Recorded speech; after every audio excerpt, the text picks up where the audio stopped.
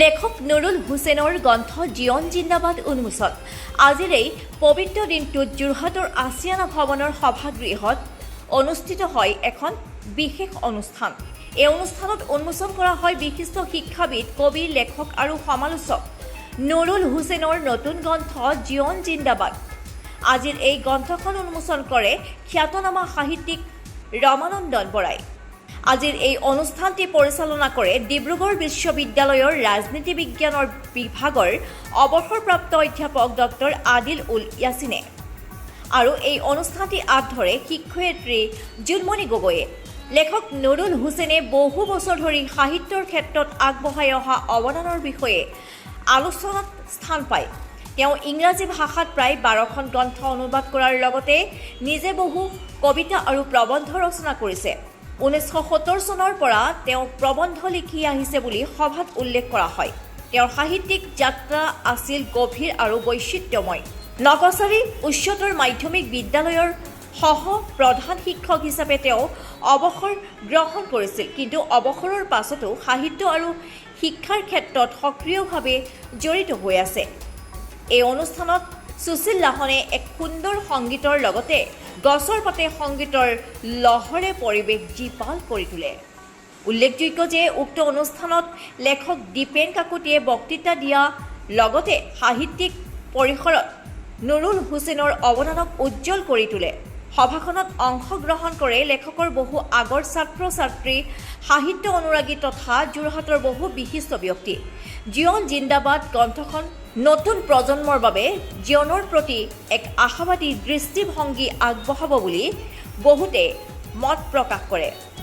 এই গ্ৰন্থ উন্মোচন অনুষ্ঠানখনি সাহিত্যিক পৰিৱেশত এক স্মৰণীয় মুহূৰ্ত হিচাপে হৈ পৰিব।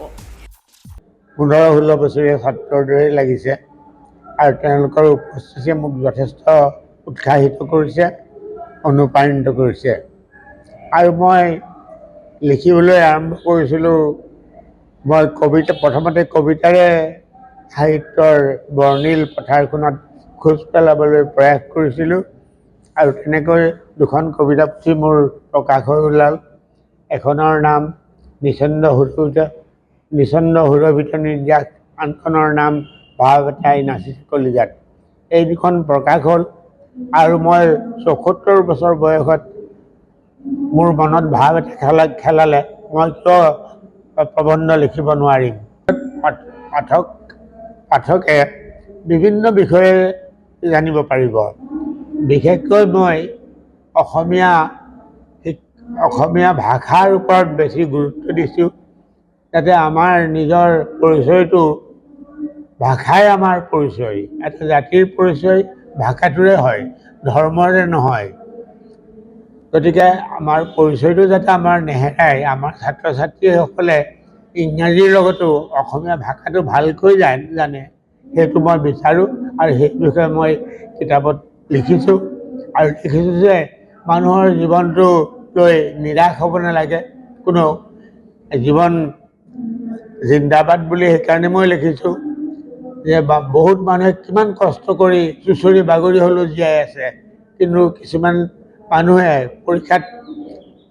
ছাত্ৰ ছাত্ৰীয়ে পৰীক্ষাত হতাশ হৈ চৰম এটা সিদ্ধান্ত লয়, সেইটো যাতে নলয় তেনেকুৱাও মই তাত উল্লেখ কৰিছোঁ। যোৰহাটৰ পৰা অনুপম বৰাৰ ৰিপৰ্ট, নিউজ নাও 24/7।